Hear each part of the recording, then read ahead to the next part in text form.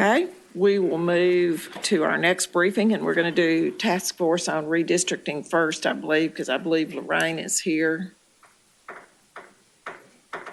There she is. Ms. Miller, welcome.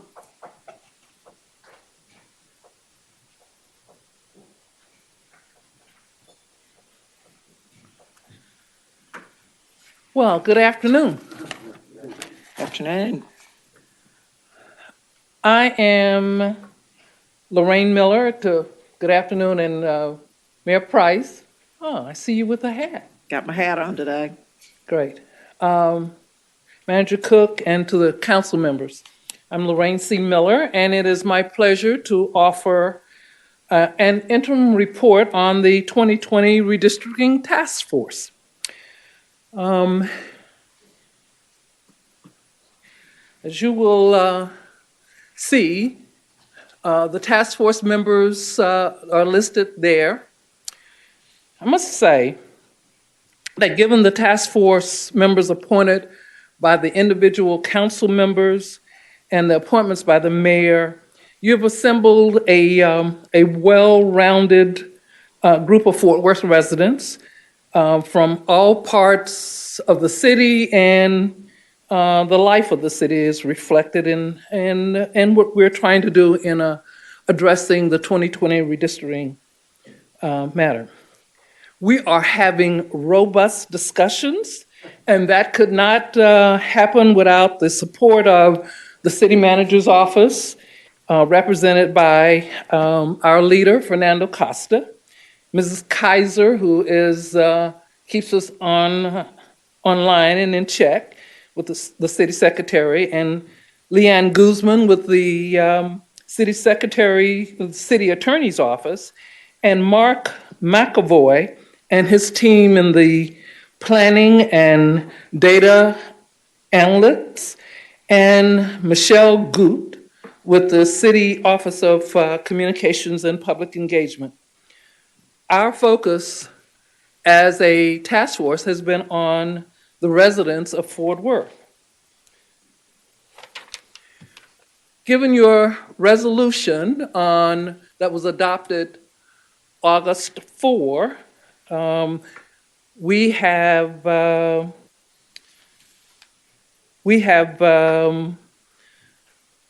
developed what we see is our charge, that we are to evaluate the criteria and procedures by which the City Council has redrawn council district boundaries in the past, and accordingly advise you as the council about redistricting criteria and procedures that the City Council should use in the future. So given that, the task force really took to heart the change to the charge to review the past procedures of redistricting and to advise the council about the redistricting criteria and procedures. The task force, though, came to several observations that influenced our work going forward.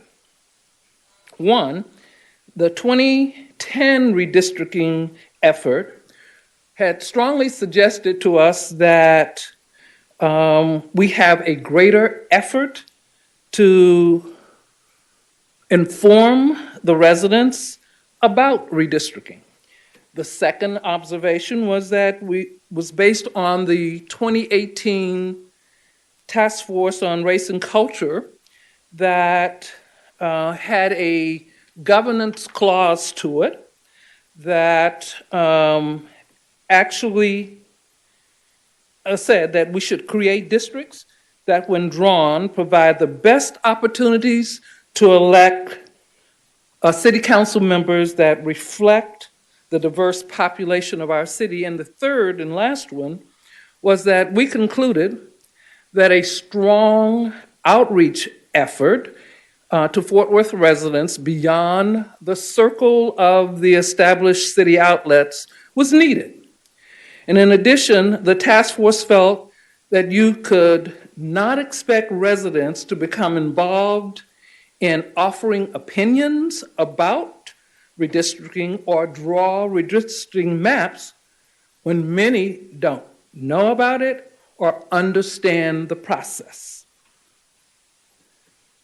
So we proceeded to, with the help of the staff, to come up with a task force schedule.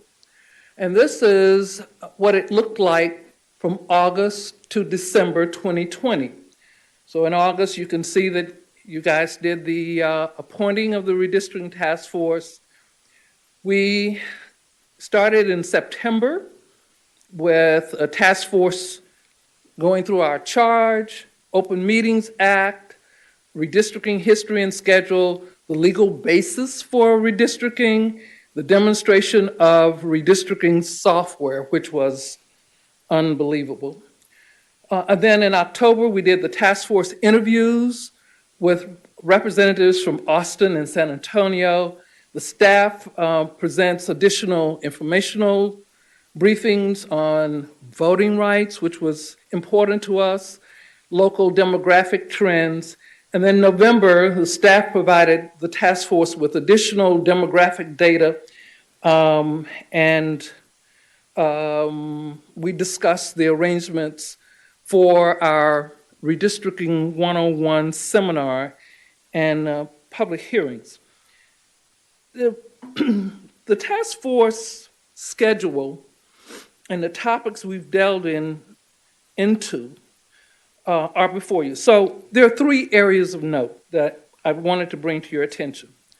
The Austin and San Antonio briefings were enlightening. They were very revealing how they use public input to bring about a good product, and it should be helpful in future redistricting efforts. Number 2, the task force really felt that we should not develop a relevant criteria, could not develop a relevant criteria, unless we had a full appreciation for the demographic trends in Fort Worth. The patient work of Mr. McAvoy and his team were unbelievable. And it proved to be helpful as we paired demographic data with proposed criteria. Lastly, the last part of the task force efforts to educate the public about redistricting, and the staff, including Ms. Goop, who was very helpful and creative, as we develop a Redistricting 101 seminar that will be part of our outreach to communities in Fort Worth.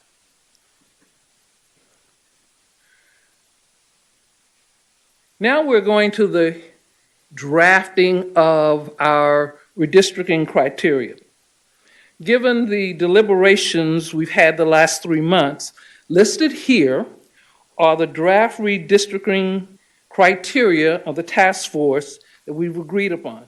You will notice that we gave some a high priority and others a low priority.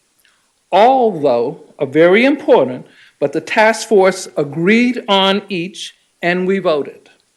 So you can see the high priority ones. Equal size was number 1. Number 2, not necessarily in a priority order, but number 2, compliance with the U.S. Constitution, the Voting Rights Act, the Texas Constitution, and all applicable laws, with no packing of minority voters, no fragmentation of minority communities, no retrogression in ability of minorities to participate in the electoral process.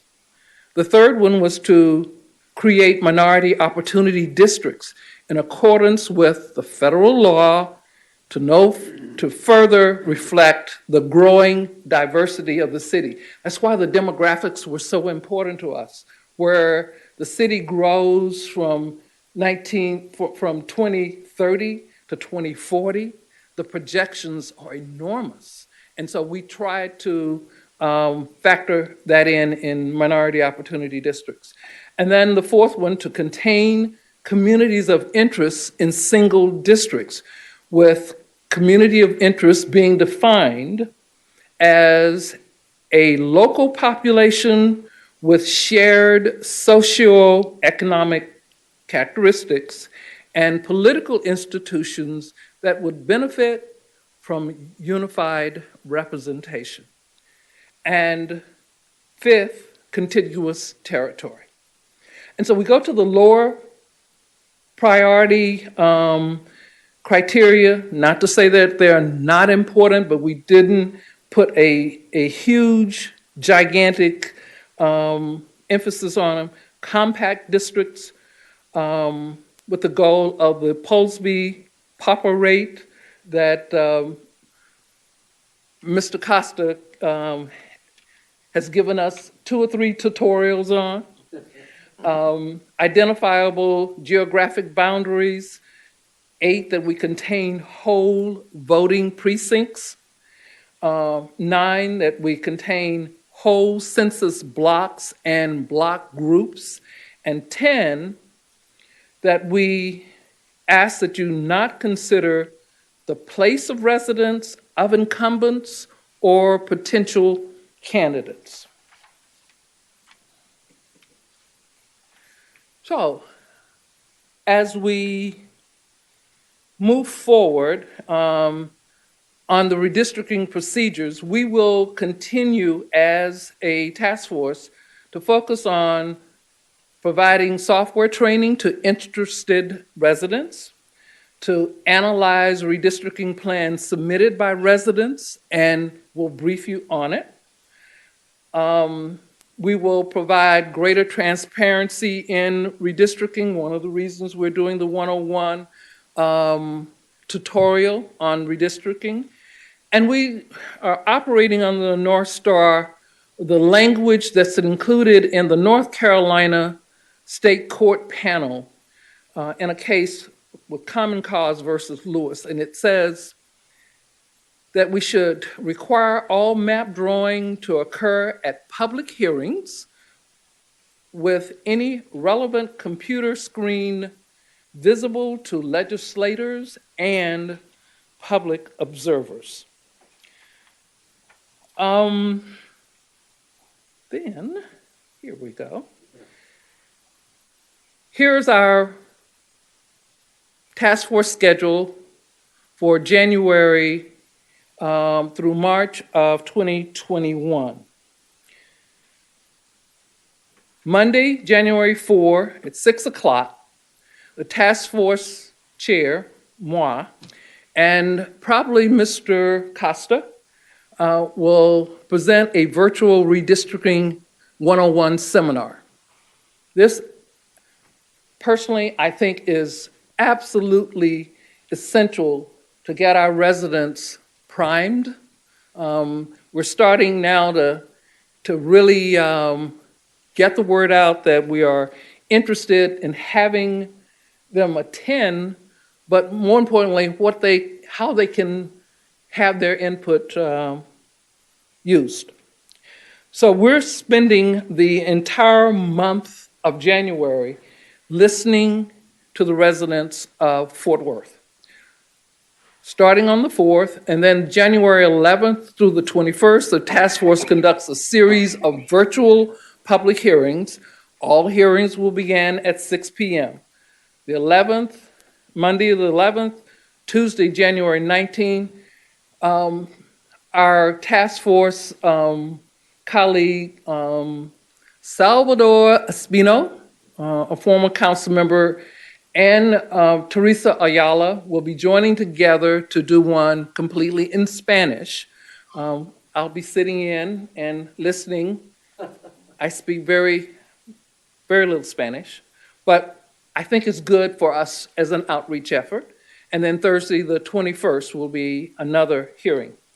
Then in February, Thursday the 4th, the task force will discuss comments from the public hearings. We're going to gather all this information together with the staff, and we'll come up with some final recommendations that we'll get to you on Tuesday, March 2nd. And that will be our final report, and technically, our task force will sunset, and you will then have a resolution March 16th before the council that will hopefully adopt our final report. With that, ladies and gentlemen, I'll entertain your questions. Questions for Ms. Miller? Gary? Great work. I know it's like herding cats. And, I'm sorry? Great work. I'm sure it's like herding cats. A lot of different good ideas have, Well, not with this task been force. shared. We have a couple of we task have force members in the yeah. audience. Yep. Mr. Williams, Tracy. Oh, yeah, there. God, Tracy, a lot of us. So I saw the list of names. Very good people on there. And I meant more of the ideas that are shared. And I think you've got a good summary of priorities that are high and then priorities that are low. And I agree with most of those. One piece that I feel like is missing is an education component. As a city, it's easy for us to sit back and say that, we don't deal with education because that's the ISD trustees' role. But yet, as a city, we are regularly impacted by education, whether it be through economic development, through ELA programs, through school lunches, just different things that we want to partner with to help our schools. And in Fort Worth, we have 14 ISDs in the city of Fort Worth. They're as large as, Fort Worth being the largest, Keller being the second largest, Crowley being the third, to Eagle Mountain, to Northwest. Most of us represent, on average, 4 different ISDs in some capacity. Sure. And I would like to see our city prioritize education in everything we do, whether that be through roads, intersections around schools, signalization, whether it be police, whether it be police patrols in front of our school zones, whether it be zoning cases that include tax abatements, which means that those, in general, this mayor and council did a very good job of making sure those developers pay taxes to our schools. But those are all types of examples where your city council can positively impact our schools. And I feel like that's one variable that's missing here. And I would encourage you to look at the boundaries of our ISDs and see how it really lays out and how we could incorporate bringing ISDs into consideration for one of the variables here. Being able to, read to a kid in elementary school and know that kid's going to stay in your district, and you can follow that kid up, and we can try to combat the bad variable that we have with. First, you talk about third grade. Our girl Read Fort Worth, just try to get every third grader to read at third grade level by third grade. We're looking at our graduation rate for eighth graders that are not graduating high school. And those are things that are near and dear to my heart. And I would just like for us to see education prioritized with everything that we do at city government. And it starts with this. Great. I appreciate your saying that. One of the things that I personally tried to do as not as an old government teacher, but as a former government teacher, is to reach out to at least the Fort Worth ISD, because I think this is a great example. What we're trying to do in redistricting is a great example for young people who are interested in city government. This is when I taught government, I would have loved for my students to be able to participate and listen. So we're hoping that we're going to get quite a few of students to tune in on the hearings. Thank you for that. Carlos? Thank you, Mayor. And thank you for the presentation. I have one specific question. I wasn't exactly sure what you were trying to convey when speaking about the redistricting software. You said it was unbelievable. Do you mean that in a good way or a critical way? If you could elaborate on that, I wasn't sure how to take that. Well, I'm not a computer person, but it was incredibly complicated. It had a lot of assumptions with it. You assume that you do this in order to get that kind of result. So one of the things that Ms. Goot had suggested that part of our what we're going to do in our hearings would be to try to educate people, simplify the computer mapping so people could take advantage of it. What we saw, you would have to literally be a demographic expert in order to run it. And so we're just trying to simplify it. Okay, so there is some effort to try to simplify it, as you said, streamline it, because if that is the Redistricting Task Force's assessment of the software, and we're talking about making efforts to educate the public in how to use it, well, that's going to take more effort, more time, more expense, and that's where my concern therein lies. So, without getting into the weeds, anything that we can do to either affect changes to simplify the software or make it more easily manageable. I don't know. I'm not familiar with more consumer the software friendly. Yes. Okay. Great. We appreciate that. Okay. Thank you. Thank you, ma'am. Anne? Thank you very much for that. That was really enlightening and helpful. And I'm excited to see some of the things that you focused on, looking back at what happened in 2010 and trying to do a greater effort to get more residents engaged and involved is a super important thing. I was on the zoning commission in 2010, so I had some familiarity at that time. Others were actually on the council, so had more familiarity. The governance clause and creating districts that are optimal for the diverse populations, I think, is a super important aspect of this. I appreciate that you looked at what happened in Austin and San Antonio. Yes. I know that there was a strong push for an independent redistricting, and I was a proponent of that. As close as we can get to that, I think the better off we'll be. So I appreciate you taking those processes into consideration. Getting more people to do mapping, I think, is vital. In looking back at the public meetings from 2010, just recently, the presentations from staff, I believe that maybe 10 different mapping proposals were submitted, and some of those came from the same people. So I think there were only like 8 that were distinct and different. And I think that's a small amount. I would really like to see more people involved in submitting maps. The demographic trends, as you said, are vital. And I just really appreciate the steps that you've taken thus far and hope that we can, if that mapping thing is more difficult than it needs to be, allow it to be something that's accessible to more folks so that we can have more input from all communities in Fort Worth. Great. Thank you. Gina? Thank you, Mayor.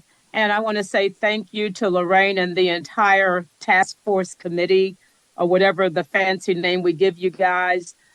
What I wanted to mention San Antonio and the other city as well. And I'm so glad that Ann brought it up.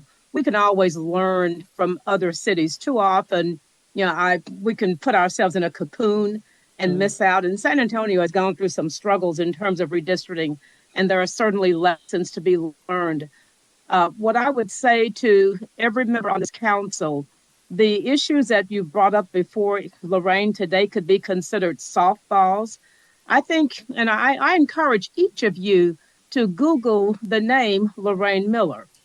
And you'll know that there's greater depth than what you probably know about this unique individual and her background, not only teaching government, but in government. I think we owe a debt of gratitude to everybody on this committee. They have taken some hits on behalf of us, and that I don't appreciate. The criticism that has come, that's for us. And so I just want to say thank you, a special thank you to my neighbor, Bert Williams. We just keep dragging him back to City Hall. And Bert, while you're there, you can complain to every city person in that room about whatever is going on in Carver Heights because you have a captive audience. But on a serious note, thank you, thank you, thank you for the work that will continue to do. I do know that by having one daytime meeting on a regular basis, we'll be able to bring in that educational component. And who knows, we may get some future city planners in when we get those students engaged. Mayor, thank you for this time and thank you for the appointment of this fabulous committee. Lorraine, you and your committee, and those of you in the audience, thank you. There's a lot of work going into Yes. this. Redistricting, I think there's only 3 of us on this council now who've been through redistricting. No, there's 3. I've been through it twice. Oh, you've been through it twice. Okay. One who's done it twice. Yeah, Yeah, the rest okay. of us. But it's not an easy subject. No. It's critical citizens understand how it's done and, more importantly, why it's done and why it's so important to them. I think too often people look at this and go, yeah, I get the big battles, but I don't know how it impacts me. And I think your outreach, your 101 is really going to be a big help. Like you, I'm a big proponent in civic engagement and civic learning. I'd love for all kids to have a better background on civics and what we do. It's often hard to do. I think that what y'all put forward on your concepts is a great map, a great direction to move forward. And I don't think that you'll be done when you submit your final report. I know as we get the census data and we begin to look at that, we'll be calling on y'all and your expertise to help us with that. Well, Mayor, I just wanted to thank you for one of the things that we discussed initially was that we would have a work session with the council, the Redistricting Right. Task Force and the council, because there's going to be a separation of time. So we're sunset March 2nd or so, and then you've got the council elections, and by the time you get the actual data from the Census Bureau, it may be August, and then you've reelected a new sitting council. So we wanted to really refresh you on great. our deliberations, and so we're going to have a come together work session, the task force and the council, and we're looking forward to it. And This I- has been a great group of individuals that you've assembled, and we're working hard and doing what we need to do for the residents. And of we Fort Worth. appreciate that immensely. So Okay. thank you all. Thank you. Oh, did Ms. Zeta had some? Miss you. I had one more thing that I neglected to mention, and that was your note about transparency and considering the language from North Carolina. I think that's excellent language that definitely should be included. It's something that I suggested to the folks who had been very set on an independent redistricting task force. So I think that definitely moves us in that direction. So thank you very much for including that. Great, and we will. Right, Mr. Costa? Dennis, did you have something? All Yeah, right, just- thank you. Just a Yes, final sir. comment. Can't go yet. From this end of the bullpen. I liked the very fact that you prioritized, Okay. as Carrie said, you're right on target there. Jungus and I and Betsy, having lived through the previous one, not everyone's going to be happy. Sure. No one's going to be happy. Yes, but I think what our citizens need to remember is this is a republic. You elected us, you the citizens elected us to make decisions. And if we subject everything to a referendum, we get nothing done. Right. So I think that if they remember that, and the very fact that we're doing our best to be transparent, fair, equitable, et cetera, keeping in mind that we learned some things from the last redistricting Yes. that probably were not in the best interest of the citizens. Okay. But we can make some changes here in this one. And I think that that's of paramount import to our deliberations on this particular redistricting. Right, and that's one of the things I had reiterated to the mayor, that we didn't want to do a report that sat on the shelf. No. That we wanted it to be a living document that meant something not only to you as a council, as a guide, but to the residents of Fort Worth. We wanted to have the input, wanted you to have the input, and that the residents felt that what they saw and what the results will be, something that everybody's not going to get what they want, but they did have their input. They had their say. And that's critical. Thank you much. Thank you. Thank you all.